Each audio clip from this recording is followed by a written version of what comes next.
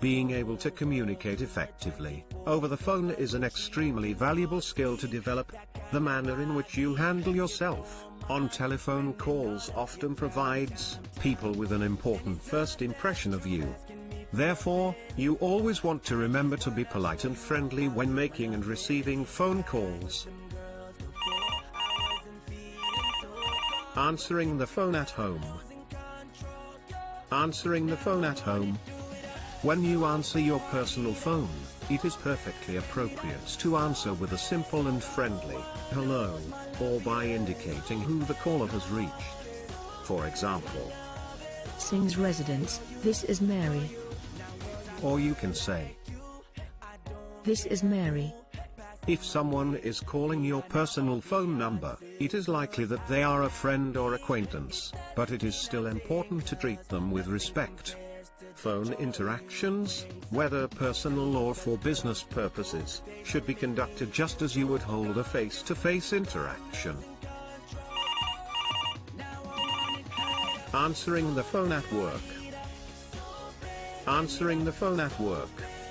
If you are answering the phone at work, say the company name, your name, and offer to assist the caller. For example, Nexus Company, this is Maria speaking, how may I help you? remember, your voice and attitude might be the first impression the caller has of your company, so it is extremely important to be as polite and professional as you can be. If you answer the phone with a positive tone, the caller will instantly feel more comfortable and at ease, and this will reflect well on your company. Making call in the morning. Making a phone call in the morning. It is courteous not to call anyone before 9 a.m. This rule is, however, subject to your own personal judgment. Many businesses are open much earlier than 9 in the morning, so it is perfectly appropriate to call such places whenever they have officially begun their work day. Calling close friends and family can also be done earlier than 9 a.m. If you know the person you are calling would not be offended or disturbed in any way by your doing so. Making call in the evening.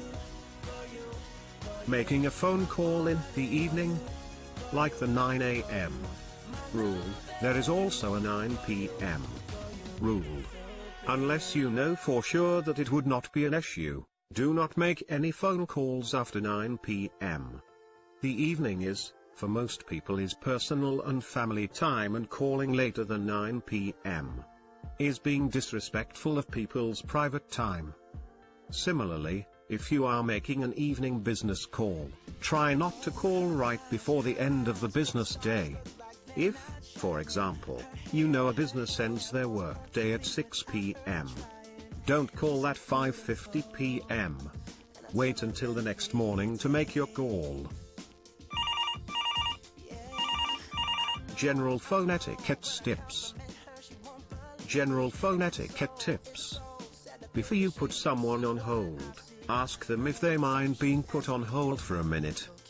Before you make a phone call, remind yourself of the purpose for your call and be prepared to leave a concise, but informative, voicemail in case your call is not answered.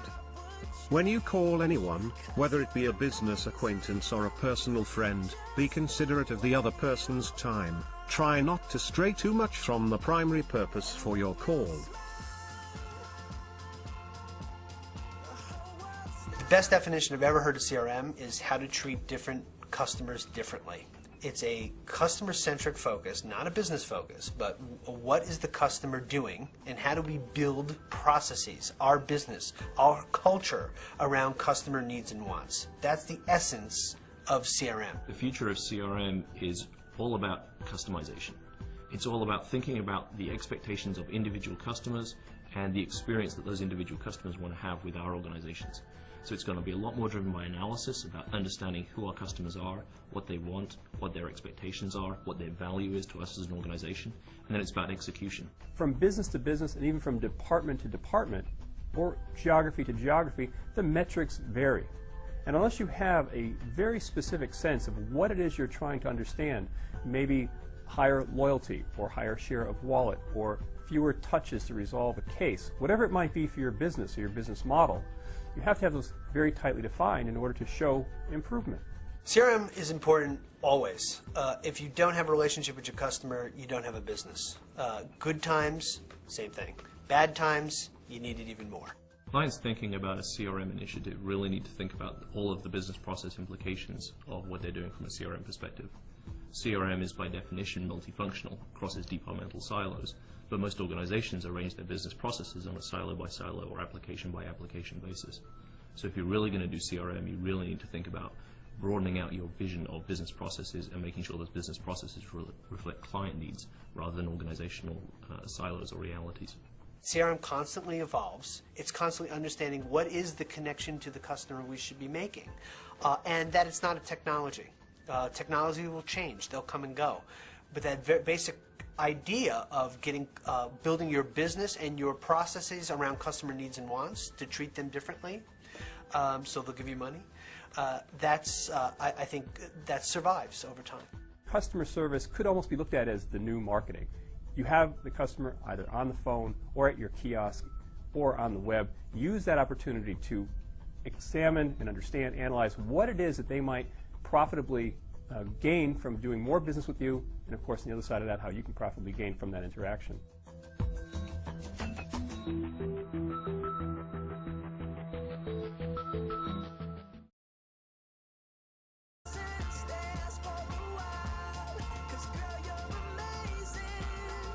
Job application letters are very important when you're obviously applying for a job. The importance comes from several things. You want to make sure that your letter is very accurate. There are absolutely no misspelled words, that you are focusing on the job that you're applying for. So here are some components that I would suggest that you use in writing a letter specific for a job application. You have filled out the application accurately, and you want to attach or send a letter along with the application. The top of the letter would have your name, address, and contact information similar to the top of your resume. Then to the left, you would have the date. You would have the name of the person that you're sending the letter to, if you know that. If you know the name of the person, it would be Mr. or Ms., the name, first name, last name, their department or their company first after the name, then their department or their title, and then you would have the address of the company that you're sending it to. If you have the subject line, you want to maybe talk about the number of the job or the specific type of job, you would have subject, colon, application engineer, project manager, office position, and then you would have dear, the name of the person, Mr. or Ms. so-and-so, and then a colon or a comma. If you do not know the name of the person, you could put Dear Human Resource Department, colon. The first statement I would encourage you to write would be something about the company, and say something positive about the company. So look online, research the company, see what you can say. It might be something about the culture, or it might be something about the product, or it might be something about customer service. And then the second sentence would be specific to the reason you're writing the cover letter. So I would encourage you to write a cover letter based on the job application and specific to the job that you're applying for. The position posted, or the position for, and name the job is of great interest to me. I believe that my strong track record in this field of work would be of value to your and the name of the company. If you want to add then in the second paragraph some bullets, key accomplishments or key strengths include, and then go down a few bullets about why you feel like the position that you're applying for and the application you filled out is a direct link, then make sure that you're bulleting down a few things about the job application and the reason you feel like that you're qualified for the job. End it with the last paragraph stating, it would be a pleasure to speak with you personally. I look forward to our conversation. Thank you for your strong consideration. Best regards are sincerely yours, and then your name. And that's how I would write a letter for a job application.